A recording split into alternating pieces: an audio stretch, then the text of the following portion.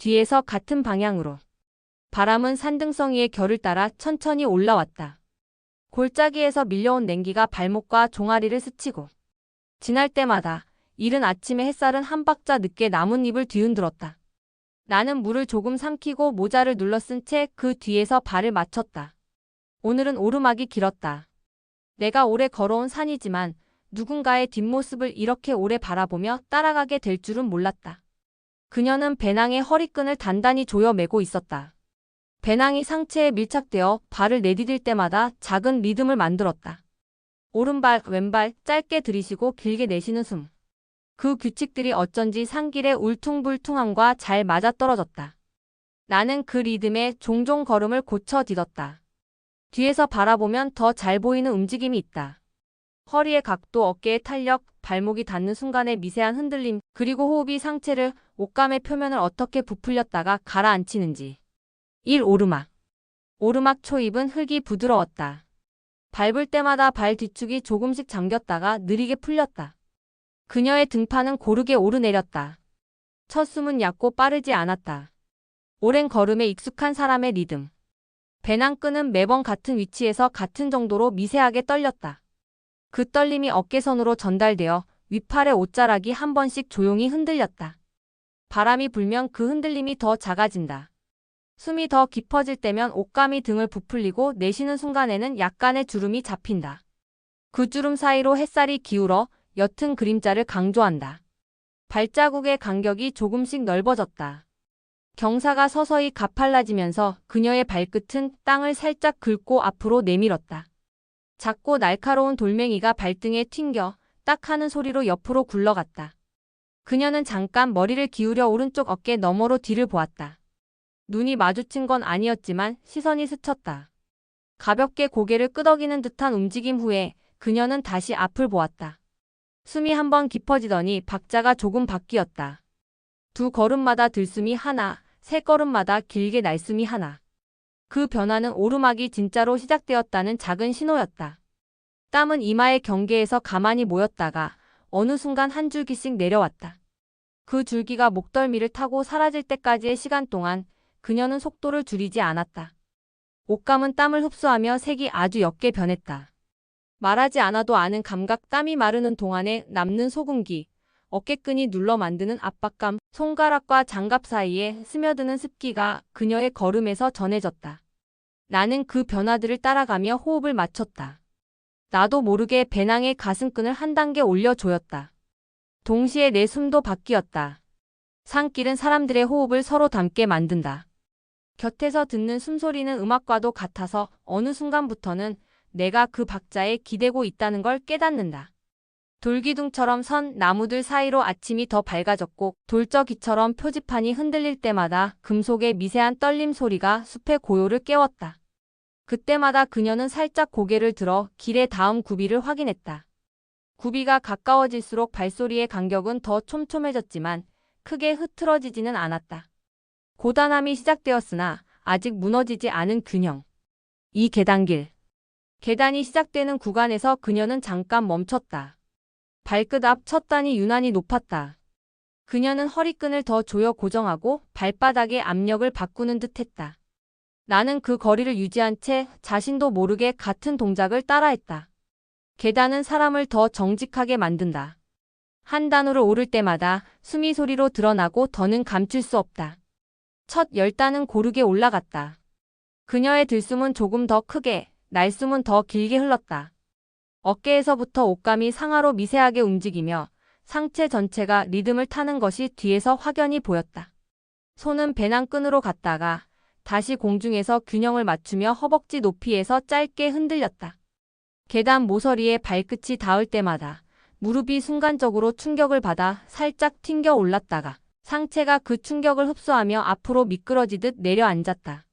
그때마다 가슴 쪽 옷감의 표면이 팽팽하게 펴졌다가 날숨에서 천천히 주름졌다. 그 작은 펴짐과 주름이 반복될수록 호흡의 수고가 더 분명해졌다.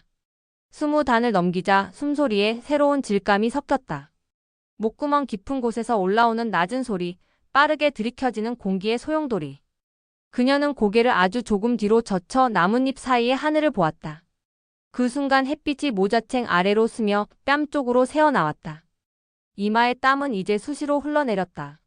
그녀는 손등으로 한번 훔친 뒤 다시 손을 배낭끈에 올려 균형을 잡았다. 장갑의 표면에 반짝이는 습기가 햇빛을 잠깐 받은 뒤 금세 사라졌다. 계단이 꺾이는 평지에서 그녀는 짧은 숨고르기를 했다. 그 멈춤은 길지 않았다. 오히려 멈추는 방식이 단단했다. 멈추고 들숨 한 번. 다시 오른발을 들어 다음 단으로. 리듬이 흐트러질까 봐 멈춤을 짧게 가져가는 사람의 습관이었다. 나는 그 사이에 뒤꿈치를 들어 종아리의 당김을 풀었다. 바람이 지나가며 젖은 옷자락을 스쳤다. 옷감이 피부에 더 근접해진 느낌. 땀을 머금은 섬유가 누르는 압박감이 한 겹 더 두꺼워졌다. 그녀의 움직임에서도 그 무게가 보였다. 상체의 각도가 약간 앞으로 기울고 호흡은 더 깊어졌다. 계단이라는 규칙적인 지형이 오히려 불규칙한 소리를 끌어냈다. 들숨은 휙, 날숨은 하. 그 음절들이 반복되며 어느새 산속의 고요를 대체하고 있었다. 30단을 넘기며 그녀는 모자챙을 눌러 고정했다. 바람이 순간 세졌다. 나뭇잎들이 마른 종이를 비비는 소리를 크게 냈다. 그 소리에 맞춰 그녀의 발걸음은 잠깐 느려졌다. 느려짐은 항복이 아니라 조절이었다. 이 부분에서 과속하면 뒤가 힘들다는 걸 몸이 알고 있는 사람의 움직임. 계단이 끝나갈 무렵 그녀의 숨은 확실히 거칠어졌으나 깨지지 않았다. 숨의 끝이 떨리기 직전에서 길이를 조정하며 다음 단을 선택하는 눈빛이 정확했다. 뒤에서 보면 그런 정확성이 더 선명하다. 우리는 같은 길을 오르지만 서로 다른 몸의 시간을 살고 있었다. 돌길은 계단보다 냉정했다. 돌 하나하나의 각이 제멋대로였고 미끄러울지 아닐지를 밟기 전까지 알 수 없었다. 그녀는 발을 올리기 전에 반 박자 멈춰 돌의 표면을 읽었다. 장단이 달라졌다. 숨은 한층 낮아졌고 조금 더 뜨거워졌다. 바람은 골짜기에서 잠시 멈췄다. 나뭇잎 사이로 흘러드는 햇살이 두껍게 느껴졌다. 그 두께가 피부에 닿아 옷감의 표면엔 남은 습기를 서서히 데웠다. 그녀가 오른발로 비스듬한 바위 모서리를 디디는 순간 상체가 왼쪽으로 살짝 기울었다. 그 기울어짐을 허리와 어깨가 동시에 잡아 세웠다.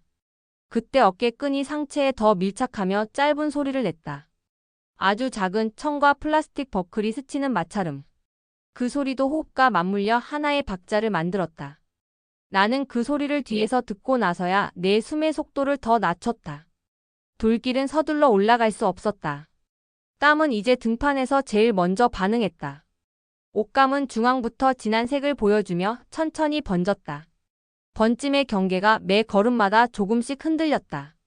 옷감과 피부 사이의 온기가 달라지고 있다는 뜻이었다. 그녀가 숨을 깊게 들이쉬면 번짐의 경계가 아래로 조금 밀렸다가 내쉴 때 다시 위로 돌아왔다. 그녀 스스로는 느끼지 못할 정도의 미세한 움직임이 뒤에서는 선명하게 보였다. 나는 그 움직임을 쫓으며 발을 골랐다. 멀리서 들려오는 이름 모를 새의 울음이 한 번, 두 번, 세 번 반복되고 그 다음에는 조용했다. 바람이 한 번 돌아오자 그녀는 고개를 돌려 뒤를 다시 보았다. 짧은 미소였는지 숨을 고르기 위해 입술을 관리한 것인지 분간하기 어려운 표정이었다. 하지만 그 표정을 만든 뒤 그녀는 배낭의 가슴끈을 한 단계 늘리고 허리끈을 약간 풀었다. 몸이 더워진 것이다. 옷감의 표면은 움푹 패였다가 다시 팽팽하게 돌아왔다. 그 움직임이 더해질수록 몸은 한층 자유로워졌다. 돌길은 사람을 자꾸만 작은 균형점으로 몰아넣고 그 균형을 스스로 찾아 나가게 만든다. 그녀는 그 균형을 정확히 알고 있었다. 잠깐의 흔들림 후에 찾아오는 안정. 그 정적 속에서 들리는 것은 오직 두 가지였다. 그녀의 숨 그리고 나의 숨. 두 소리가 서로를 가리지 않았다. 오히려 서로를 이어붙여 하나의 긴 호흡처럼 산길을 덮었다. 마지막 경사에서 하늘이 가까워졌다. 나무들 사이의 푸른 틈이 넓어지면서 빛이 직접적으로 떨어졌다. 옷감은 빨리 마르는 대신 마르는 과정에서 더 크게 달라붙었다. 땀의 결이 바람을 만나고 그 결이 표면에서 반짝였다. 그녀는 모자를 살짝 들어 올려 뒷덜미에 바람길을 만들었다. 그 작은 틈으로 찬 공기가 드나들었고 들숨이 잠깐 가벼워졌다. 숨이 다시 고르게 정리되자 그녀의 보폭이 넓어졌다. 이 구간에서 멈추면 다시 시작하기 어려운 걸 아는 듯 그녀는 속도를 잃지 않았다. 나는 그 속도 뒤에서 조용히 거리를 유지했다. 내 눈앞에서 매 순간 장면이 나타났다 사라졌다. 그녀의 오른발이 굽은 돌을 지나고 왼발이 작은 흙턱을 넘는다. 상체가 앞으로 기울며 옷감의 주름이 펴졌다가 다시 제자리로 돌아온다. 어깨에 걸린 끈이 딱 소리를 내며 자리 잡는다. 숨은 들숨과 날숨의 경계에서 잠깐 멈추었다가 다음 움직임이 시작되면 다시 흐른다. 그 사이사이에 작은 침묵이 있다. 그 침묵은 소리가 아니라 온도로 느껴진다. 피부에서, 옷감에서, 공기에서. 마지막 바위턱을 넘어 그녀가 평평한 정상의 바람을 맞았다. 바람은 넓고 소리는 얇았다. 돌에 앉기 전 그녀는 배낭을 풀어 땅에 조심스럽게 내려놓았다. 허리끈이 툭 풀리는 소리, 가슴끈이 버클을 빠져나오는 소리가 연달아 났다. 몸에서 배낭의 무게가 빠져나가자 그녀의 상체가 가볍게 펴졌다. 그 펴짐에 따라 옷감은 다른 자리로 흘러내렸다. 등판을 타고 내려오던 땀이 잠깐 멈추고 허리선에서 방향을 바꿨다. 나는 모자를 벗고 바람을 맞았다. 바람은 등줄기를 후어 지나가며 방금까지의 열을 조금씩 떼어 가져갔다. 그녀는 수통을 열고 조심스럽게 물을 마셨다. 목젖이 움직이며 물의 기포가 위로 올라왔다. 몇 모금 뒤에 숨이 다시 가벼워진 소리가 들렸다. 뺨의 붉은 기운이 빠르게 식지는 않았지만 그 붉음 속에 고단함이 잘 정리되어 있었다. 배낭에서 작은 수건을 꺼내 이마를 눌렀다. 수건은 금세 무게를 갖게 되었고 그 무게가 팔을 통해 내려앉았다. 그녀는 그 무게를 어색해하지 않았다. 오늘의 걸음이 수건의 무게만큼, 옷감의 습기만큼, 발목의 미세한 떨림만큼 실제한다는 것을 아는 사람의 표정이었다. 그녀는 새 옷을 꺼내 갈아입지 않았다. 대신 티셔츠의 옆자락을 잡아 바람이 더 잘 통하도록 살짝 펴주고 다시 앉아 물을 마셨다. 옷감은 여전히 흡수성 좋은 결을 가지고 있었고 그 결이 바람과 부딪히며 빠르게 식었다. 옷은 마르면서 더 가볍게 몸에 붙었다. 그 가벼움이 피부에 닿는 형태를 바꾸었다. 땀이 남긴 염분의 얇은 막이 햇빛을 받아 따끔거렸고 그녀는 손바닥으로 한번 눌러 감각을 정리했다. 그 동작은 과장되지 않았다. 산에서의 몸은 그러하다. 필요한 만큼 움직이고 불필요한 과장은 없다. 그녀가 일어섰다. 배낭을 다시 맸다. 이번에는 허리끈을 예전만큼 강하게 조이지 않았다. 돌아가는 길은 내려가는 길이었다. 우리는 같은 방향을 보았다. 나는 그 거리를 유지한 채 오늘의 호흡을 떠올렸다. 오르막에서 시작된 얕은 숨, 계단에서 깊어진 들숨과 날숨, 돌길에서 낮아지고 뜨거워졌던 숨, 정상에서 바람과 섞여 가벼워진 숨. 그 변화를 따라 걸었을 뿐인데 나는 마치 그녀와 같은 숨을 가진 시간 속에 있었던 것 같았다. 내려가는 길은 가벼웠다. 그러나 가벼움 속에서도 나는 오늘의 무게를 잊지 않기로 했다. 옷감이 땀을 머금고 바람이 그 땀을 데우고 다시 식히는 동안 형성된 어떤 서사. 그 서사를 뒤에서 읽어 내려간 시간. 산은 늘 같은 자리에 있었고 우리는 그 위를 지나갔다. 우리가 남긴 건 발자국뿐이지만 내 기억 속에서는 그녀의 호흡이 가장 선명했다. 길게 이어졌다가 끝에서 살짝 떨리는 그 숨. 그 숨을 따라 나는 앞으로도 걸을 것이다. 오늘처럼 같은 방향을 보며.